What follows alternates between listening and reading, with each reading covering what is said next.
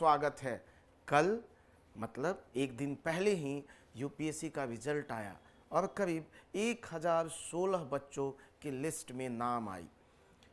और उन नामों में आप देखेंगे तो कुछ बड़ी यूनिक सी बात देखने को आई।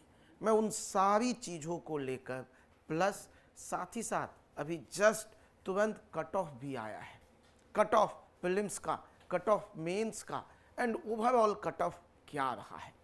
आइए हम इस कट ऑफ को पहले समझते हैं और उस पर हम लोग एनालिसिस करेंगे कि ये कट ऑफ ज़्यादा है, कम है, क्या रहा है, उस चीज़ को थोड़ा समझते हैं। अब ये हमारा कट ऑफ है।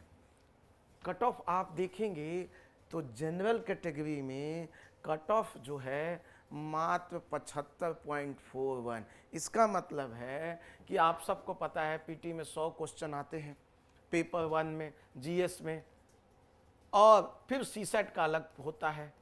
ठीक है, तो 100 हर क्वेश्चन 2-2 नंबर का होता है और आप देखते हैं कि 1/3 जो होता है उसमें निगेटिव मार्किंग होती है। इसका मतलब है किसी भी व्यक्ति का यदि ओनली 38 क्वेश्चन भी राइट है तो प्रीलिम्स पास हो गया होगा। और ईडब्ल्यूएस उसके कंपैरिजन में आप देखेंगे कि मात्र 34 क्वेश्चन पे ही वो पास हो जाता, जबकि आप देखेंगे जनरल और ओबीसी में कोई डिफरेंस नहीं रहा है। तो इसका ये देखकर मैं बड़ा हैरान हूं कि आउट ऑफ 200 कट ऑफ कितना है, 75। ओनली 38 क्वेश्चन करेक्ट होना चाहिए। अब इसके मायने क्या हैं? आइए एक साल थोड़ा पहले के देखें, उनके क्या कट ऑफ थे। 2022 का यदि हम डेटा देखें तो उस समय हमको नजर आएगा कि मात्र 88 मार्क्स थे। इसका मतलब है कितने क्वेश्चन करेक्ट हो जाने चाहिए, करीब 44 से 45 क्वेश्चन करेक्ट होने चाहिए थे। उसमें भी ईडब्ल्यूएस रिलेटिवली कम था और ये आप देखेंगे दोनों ऑलमोस्ट सेम था। तो कहाँ 88 था और कहाँ 75 है। 88 से भी कम होके ये 75 पे आ जाता है, 88 से कम आके 75 पे। ऐसा क्यों हुआ होगा? थोड़ा सा हम लोग देखते हैं और क्या पॉइंट हो सकता है। और देखिए जो एससी कम्युनिटी हैं या एसटी में आते हैं उनको मात्र 47, मतलब 23 क्वेश्चन, 24 क्वेश्चन भी सही है तो आराम से 100 में 24 कह रहा हूं मैं। मतलब ये एग्जाम अब इतना डिफिकल्ट होता जा रहा है। क्या ये डिफिकल्ट है या ऐसा है कि क्या बच्चे कुछ ज़्यादा रट्टा पे फोकस कर रहे हैं, अपनी एनालिटिकल स्किल को नहीं बढ़ा रहे हैं, वो कंसेप्चुअलिटी को नहीं समझ रहे हैं, इसलिए इतने कट ऑफ 75 मार्क्स को भी ब्रीच नहीं कर पा रहे हैं? थोड़ा देखते हैं। मुझे ऐसा लगता है कि इतना कम कट ऑफ जाने के पीछे 4-5 कारण हो सकते हैं। एक जो सबसे बड़ा कारण देखने को मिल रहा है वो देखा जा रहा है सीसेट। सीसेट में बहुत सारे बच्चे पास ही नहीं हो रहे, बहुत सारे। अब इसका मैं एक और एविडेंस देता हूं, मैं ऐसा क्यों कह रहा हूं। यदि आप पूरा रिजल्ट देखेंगे तो पाएंगे कि मेंस का कट ऑफ 741 था और ओवरऑल कट ऑफ 953 थी। और देखेंगे टोटल आउट ऑफ 1016 बच्चों में हिंदी मीडियम के आपको अप्रोक्सीमेटली मात्र 10 स्टूडेंट ही देखने को मिलेंगे। मतलब 99.9%, मतलब 99% बच्चे कहां से हैं, इंग्लिश मीडियम से। इसका मतलब कि ये जो सीसेट का मैथ है एंड इंग्लिश में है, यहां बहुत सारे बच्चे जो हिंदी वाले हैं वो इंग्लिश में मार खा गए। और इसका पेपर क्या, और इंग्लिश को टफ कर दिया गया, मैथ को और टफ कर दिया गया। और जो आर्ट्स के स्टूडेंट हैं, जो हिंदी मीडियम का स्टूडेंट है, हिंदी मीडियम का स्टूडेंट जनरली ज्यादा आर्ट्स से आता है, तो वहां भी देखेंगे इस सीसेट की वजह से आपको देखने को मिलेगा कि हिंदी मीडियम का बच्चा जो कि मात्र 10-12, उससे ज्यादा सेलेक्ट ही नहीं हुए। तो हम क्या देख रहे हैं, सीसेट ने हिंदी मीडियम के बच्चों को रोक दिया, सीसेट ने आर्ट्स लेने वाले बच्चों को रोक दिया। और ये एक बड़ा रीजन हो सकता है इतना कम कट ऑफ जाने का। दूसरा और क्या रीजन हो सकता है, तो दूसरा रीजन हमें देखें तो ऐसा लगता है कि जो क्वेश्चन है वो बड़ा ही एनालिटिकल बनाया जा रहा है, बहुत ही एनालिटिकल। इसका मतलब है कि जो बच्चा ट्रेडिशनली पढ़ाई कर रहा है, जो घर से या जो आम कोचिंग है जो कुकुमुत्ते की तरह फैल गई है, जो क्या करा रही है, रट्टा रट्टा रट्टा रट्टा, ये पूरा पॉलिटी बैठ जाओ, वो कहीं भी इंटरसेक्शनैलिटी मतलब टॉपिक को एक टॉपिक से कनेक्ट कैसे करना है ये बता नहीं पा रही है। चाहे दिल्ली हो, चाहे पटना हो, चाहे जहां भी हो, आपको क्या देखने को मिलेगा कि बच्चा रट्टा ट्रेडिशनली लक्ष्मीकांत पढ़ लूंगा हो जाएगा।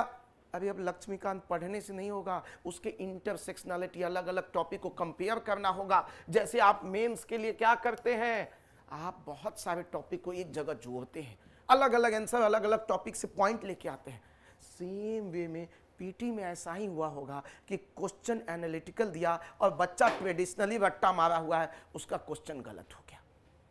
तीसरा मुझे रीजन दिखता है कि ये भी हो सकता है कि देखिएगा कुछ क्वेश्चन रैंडम, जैसे आपको ध्यान होगा स्टेट सर्विस एग्जामिनेशन में जो कमीशन है वो रैंडम क्वेश्चंस ज्यादा पूछती थी या वन लाइनर क्वेश्चंस। तो अब देख रहे हैं कि यूपीएससी में भी excuse me one liner and random questions बढ़ रहे हैं। अब वन लाइनर और रैंडम क्वेश्चन बढ़ने से बच्चा घबरा रहा है, वो सारा सिलेबस खत्म करने के बाद भी जब नया क्वेश्चन आता है उसको टैकल करने का उसको आइडिया नहीं होता है, और इसकी वजह से आप देखिएगा कि कट ऑफ बहुत लो चला जाता है। और तो मुझे कोई बड़ा रीजन दिखता नहीं है, मोटा मोटा रीजन जो दिखता है, सबसे बड़ा रीजन सीसेट एक फैक्टर है जो आर्ट्स के बच्चों को और हिंदी मीडियम के बच्चों को, और आपको पता होगा कि हिंदी के मीडियम और आर्ट्स के बच्चे ऑलमोस्ट 50% से ज़्यादा, मतलब काफ़ी बड़ा नंबर होते हैं, तो उनका संख्या कम हो गया। दूसरा, एनालिटिकल क्वेश्चन में फंस के रह गए, जो कुकुमुत्ते की तरह ये इंस्टीट्यूशंस फैल गए हैं, वो किस पे फोकस करा रहे हैं, रट्टा रट्टा रट्टा, कभी इंटरसेक्शनैलिटी पे जा ही नहीं रहे। तो ये कारण हो सकता है, और कितनी दुख की बात है कि भारत में जहाँ हिंदी हम जनरली हम देखते हैं कि जहाँ सबसे ज़्यादा बोली जाती है, उसी में सबसे कम 10 के आसपास बच्चे क्वालिफाई करते हैं। यह मैं कहूँगा यहाँ के एजुकेशन सिस्टम से लेकर भारत पे एक बहुत बड़ा क्वेश्चन मार्क है।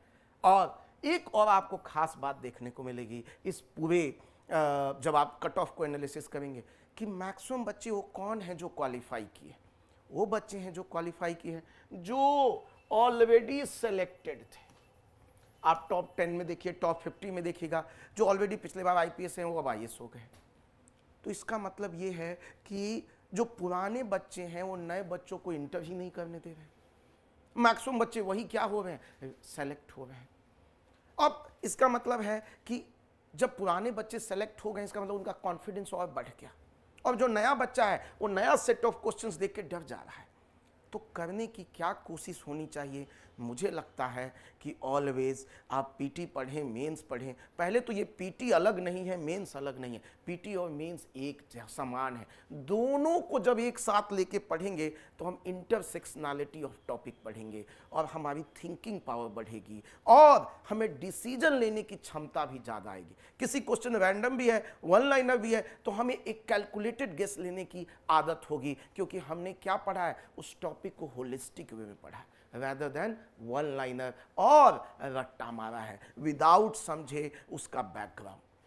तो मैं अपना एनालिसिस यहीं पे ख़त्म करता हूं और आपसे बस इतना अपील करूंगा कि अब ये एग्ज़ाम इतना टफ हो गया है, टफ कह लीजिए या अच्छे से पढ़िएगा तो 100 में 38 क्वेश्चन तो ले ही आएंगे, ये मेरा ऑलवेज मानना है। बस अपनी पढ़ाई को करना क्या है, एक होलिस्टिक पढ़ना है, इंटीग्रेटेड पढ़ना है, एनालिटिकल थिंकिंग डेवलप करना है, और मेरा पूर्ण भरोसा है अगला बार भी कट ऑफ कुछ इसी के आसपास होगा।